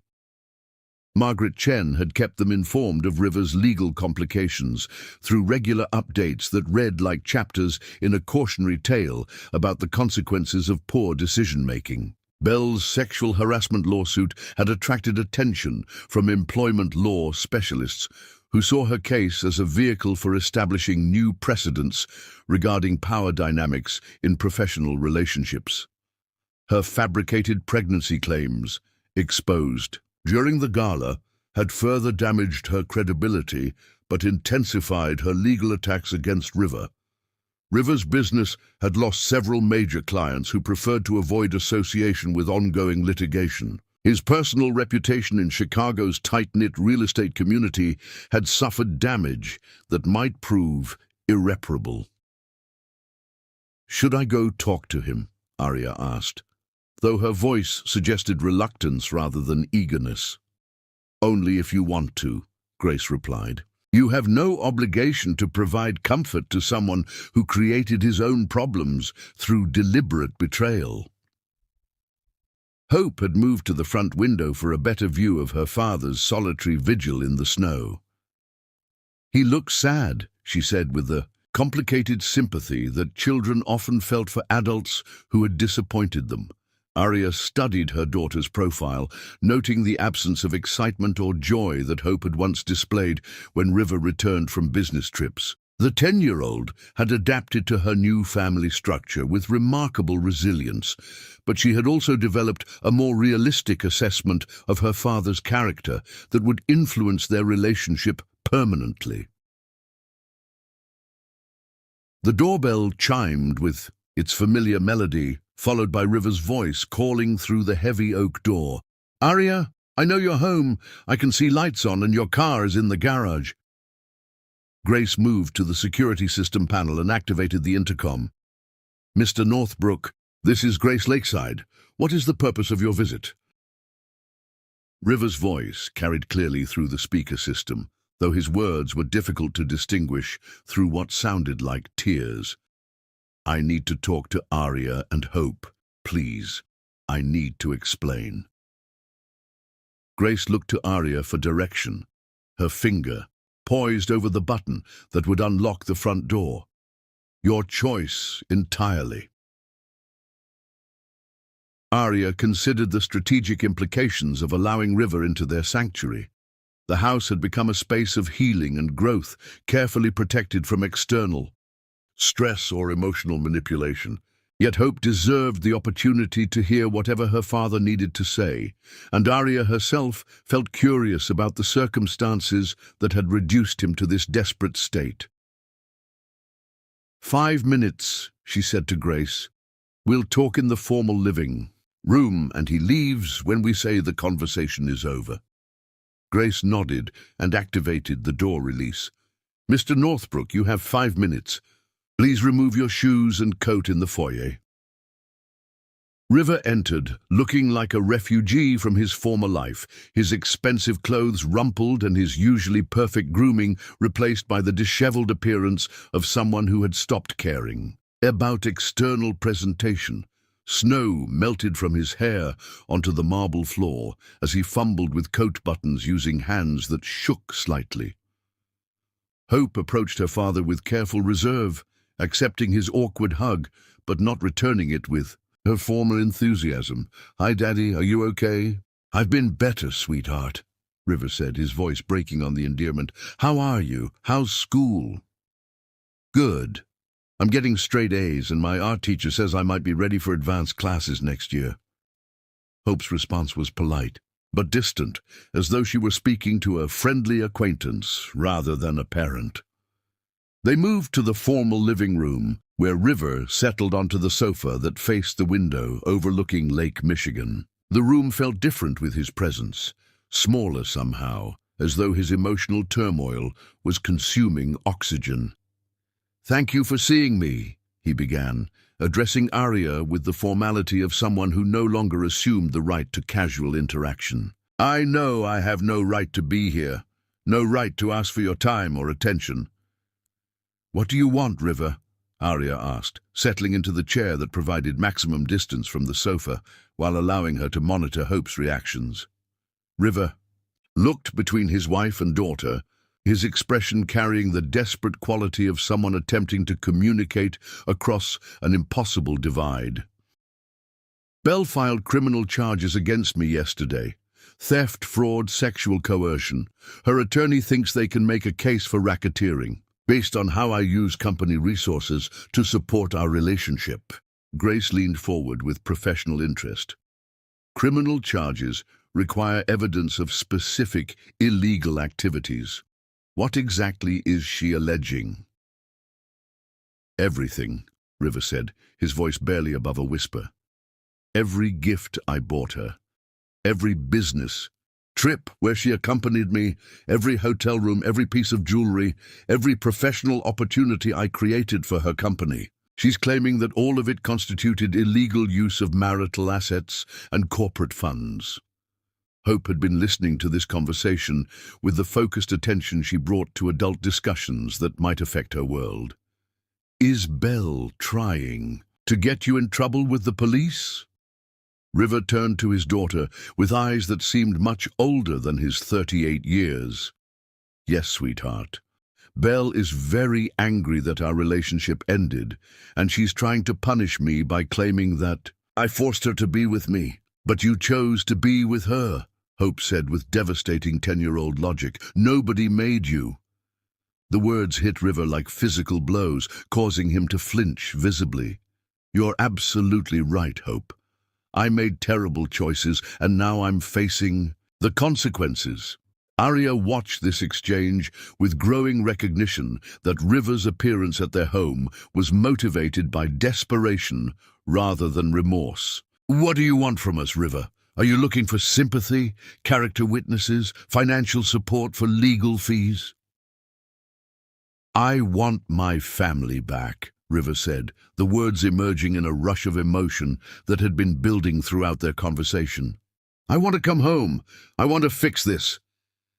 The silence that followed stretched taut as a wire. Grace studied River with the analytical attention she had once applied to defendants in her courtroom. Hope examined her fingernails with sudden fascination. Arya felt something that might have been pity, followed immediately by recognition that pity was not the same as love or forgiveness. "You can't fix this," Arya said quietly. "You can't unmake the choices you made, undo the damage you caused, or restore the trust you destroyed." "I can try," River insisted. "I can spend the rest of my life trying to make up for what I did." Hope looked up from her nail examination with the expression she wore when solving complex math problems. "Daddy, why did you choose Belle instead of us?" River's response required several attempts before words emerged coherently. "I thought she understood me better. I thought she wanted the same things I wanted." "What things?" Hope pressed with relentless 10-year-old curiosity. "Success, recognition, advancement in society. Things that seemed important at the time." Hope considered this explanation with visible skepticism. Mama has success and recognition. Her picture was on the cover of magazines, and important people want her to speak at universities. She's way more successful than Belle." "I know that now," River said. "I didn't appreciate what I had until I lost it." Grace had been observing this conversation with growing impatience for River's self-centered perspective. "Mr. Northbrook, you didn't lose anything. You made deliberate choices to abandon your family in favor of someone who appeared to offer easier access to status and pleasure. The fact that your strategy backfired doesn't transform your betrayal into tragic loss." River turned to Grace with the desperation of someone drowning in consequences of his own making. "I made mistakes, terrible mistakes, but I love Arya and Hope. I love this family." "Love is demonstrated through actions, not declared through words," Grace replied with judicial authority. "Your actions over the past year demonstrated priorities that had nothing to do with family welfare." Hope had been processing this adult conversation with the seriousness she brought to all important matters. "Daddy, do you love Belle now, or do you just hate that she's being mean to you?" The question hit its target with surgical precision. River struggled visibly with an honest response, his face cycling through emotions before settling on something resembling resignation. "I don't think I ever loved Belle," he admitted.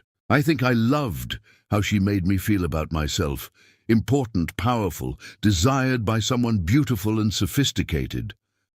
"But you are important and powerful," Hope said with confusion. "You have a big company and lots of people work for you, and you make buildings happen." River's smile carried no warmth, only bitter recognition of truth he had been avoiding. "Apparently, I needed someone else to tell me that before I could believe it myself." Arya felt the final pieces of her emotional attachment to River dissolve as she listened to his explanation. She had spent 13 years married to a man whose sense of self-worth required constant external validation, whose need for reflected glory had ultimately overpowered his capacity for loyalty or commitment. "I think you should leave now," she said gently but firmly. "We're not the solution to your problems, River. We never were." River's composure finally cracked completely, tears flowing freely as he looked around the living room that had once been his sanctuary. "I've lost everything. My business, my reputation, my family. Belle was right about one thing. I am weak. Too weak to appreciate what I had. Too weak to resist temptation. Too weak to face consequences like a man." Hope surprised everyone by rising from her chair and approaching her father with determined purpose. She reached into her pocket and pulled out a small drawing she had been working on during art class, a watercolor portrait of their family that included only 3 figures: herself, Arya, and Grace. "Daddy," she said, offering him the drawing, "you didn't lose us. You gave us away. But we're okay without you. We're actually better." The drawing remained in Hope's outstretched hand as River stared at it through tears, unable to accept visual proof of his irrelevance to their reconstructed family structure. Grace stood with the authority that had commanded respect in federal courtrooms across the Midwest. "Mr. Northbrook, I believe this conversation has reached its natural conclusion. My granddaughter has school tomorrow, and we have evening routines to maintain." River rose unsteadily, his expensive shoes squelching slightly from melted snow. He looked around the living room one final time, as though memorizing details of a life he would never reclaim. "If you ever need anything," he said to Arya, "any kind of help or support, please know that I'll always—" "We won't," Arya interrupted, quietly. "But thank you for the offer." As Grace escorted River to the front door and activated the security system behind him, Hope settled onto the sofa beside her mother with the contentment of someone whose world had been confirmed rather than disrupted. "I feel sorry for him," Hope said thoughtfully, "but not sorry enough to want him to come back." Arya gathered her daughter close, breathing in the familiar scent of Hope's shampoo and the lingering traces of watercolor paint that always seemed to cling to her clothes. "That's a very mature way to think about it," Arya said. "You can feel compassion for someone without wanting them to be part of your daily life." Through the window, they watched River's Porsche disappear into the swirling snow, its taillights growing smaller until they merged with the city lights beyond. "Do you think he'll be okay?" Hope asked. Grace rejoined them in the living room, settling into her preferred chair with the satisfaction of someone who had successfully defended her territory.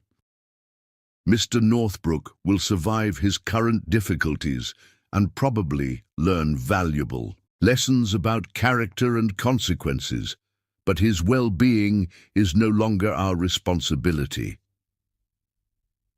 As they prepared for their evening routines in the house that had become their sanctuary, Arya realized that River's visit had provided unexpected closure. She had seen him clearly for the first time, not as the husband she had loved or the father Hope deserved, but as a man whose fundamental weaknesses had made their marriage unsustainable long before Belle Riverside appeared.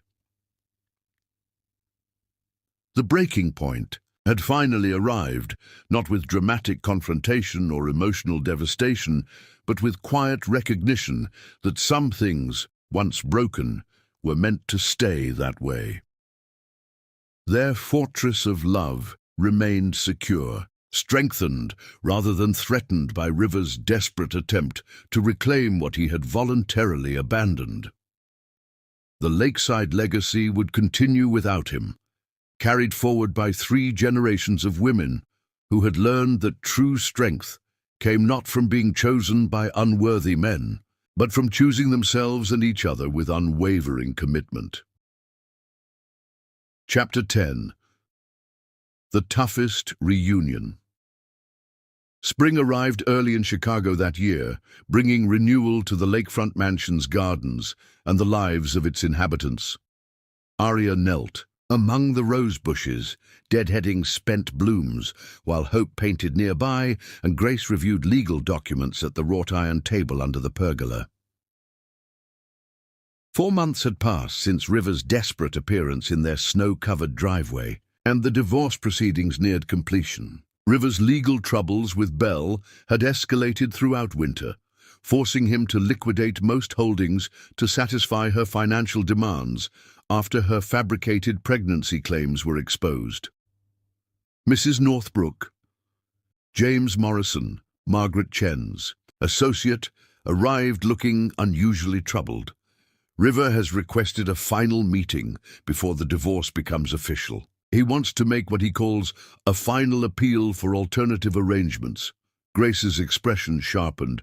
"What kind of alternative arrangements?"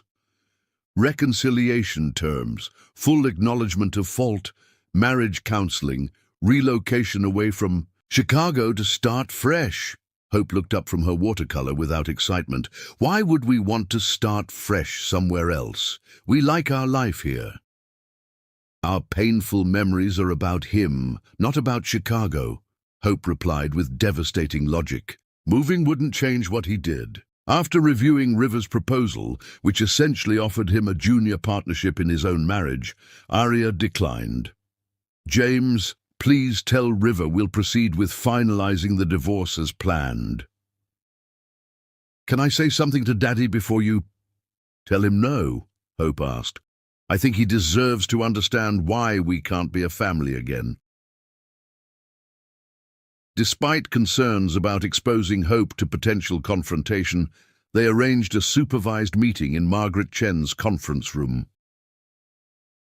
2 days later, River arrived perfectly groomed, projecting stability despite his circumstances. Hope entered wearing her purple dress and Constance's pearl necklace, carrying herself with remarkable dignity. "Hello, Daddy," she said, accepting his hug with polite reserve. They settled around the conference table with Hope positioned between Arya and Grace. "Daddy, I love you because you're my father, and that will never change," Hope began, causing River's composure to crack immediately. But loving someone doesn't mean you have to live with them if they make choices that hurt your family. You chose Belle instead of Mama and me. You chose her for a long time, not just once, by accident. Hope, I know I made terrible mistakes. It wasn't a mistake, Hope interrupted firmly. Mistakes happen when you don't know better. You knew Belle was trying to take you away from us, and you let her do it anyway. And River's composure dissolved completely. You're right. I knew exactly what I was doing, and I did it anyway. That's why we can't be a family again, Daddy.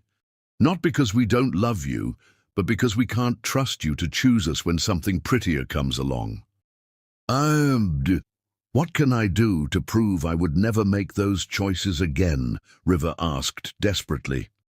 Hope considered carefully. I don't think you can prove that, Daddy.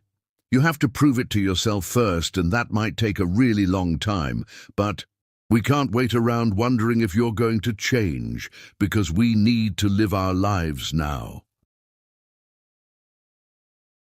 When River asked about rebuilding their relationship gradually, Hope replied thoughtfully, You could try that. But you should know that Mama is happier now than when you lived with us, and I am too.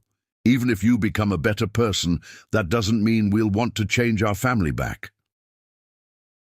River absorbed this with visible pain, finally understanding that his daughter's love didn't automatically translate into desire for his return. I understand, he whispered. I think I finally understand. Hope smiled for the first time. You can be proud of me, Daddy, and I can be proud of you too, if you make good choices going forward. When he asked what good choices looked like, Hope replied seriously, Getting help for why you needed Belle to make you feel important, learning to be happy by yourself before trying to be with someone else, and maybe helping other people who made similar mistakes. As the meeting concluded, Hope retrieved a folded watercolor from her purse. I made this for you. The painting showed their family positioned to suggest separate but connected lives, River apart from the three women, but still within the same frame. It's how we are now, Hope explained. Not together, but not completely separate either. You're still my daddy, but you don't live in our house anymore. River studied the painting through tears. It's beautiful, Hope. It's perfect. Driving home afterward, Hope reflected quietly, That was the hardest thing I've ever done, but I'm glad I did it. Now Daddy knows the truth, and we know he understands it. Grace smiled at her granddaughter's wisdom. You handled that with remarkable grace, Hope. I learned from watching you and Mama, Hope said.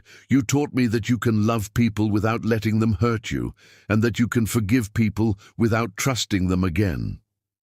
The toughest reunion had occurred through honest conversation that acknowledged both love and necessary separation. Hope had given her father truth delivered with compassion, explaining why their family couldn't return to its original form while leaving space for new relationships to develop.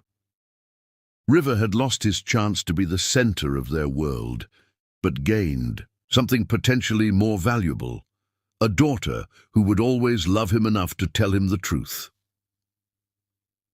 As they turned into their driveway, spring flowers bloomed against the limestone facade, welcoming them home to the sanctuary where 3 generations of lakeside women had learned that the greatest love stories weren't always about romance, but about unbreakable bonds between mothers and daughters who refused to accept less than they deserved. The lakeside legacy lived on, stronger than ever, and their greatest love story was just beginning. Epilogue. 5 years later, the lakefront mansion hosted a celebration that would have been unimaginable during the dark autumn, when River's betrayal first shattered the Northbrook family structure. Hope Northbrook, now 15 and already accepted into Northwestern University's early admission program for gifted students, stood before a gathering of Chicago's architectural elite to present her mother with the American Institute of Architects' Gold Medal, the profession's highest honor. Aria Lakeside had transformed her personal crisis into professional triumph, establishing the Lakeside Foundation for Women in Architecture, which provided scholarships and mentorship for young women. Entering the field, Grace Lakeside, now 67 and serving as senior counsel to 3 of Chicago's most prestigious law firms, watched with profound satisfaction as her granddaughter delivered a speech about resilience, family legacy, and the power of women, who refuse to accept limitations imposed by others' failures. River attended the ceremony as an invited guest, having spent 5 years rebuilding his character through therapy and community service, maintaining a respectful relationship with his daughter while understanding that his role in their lives would always be secondary to the unbreakable bond between the 3 generations of Lakeside women who had discovered that their greatest love story was not about romance, but about the enduring strength that emerges when extraordinary women choose to support each other unconditionally.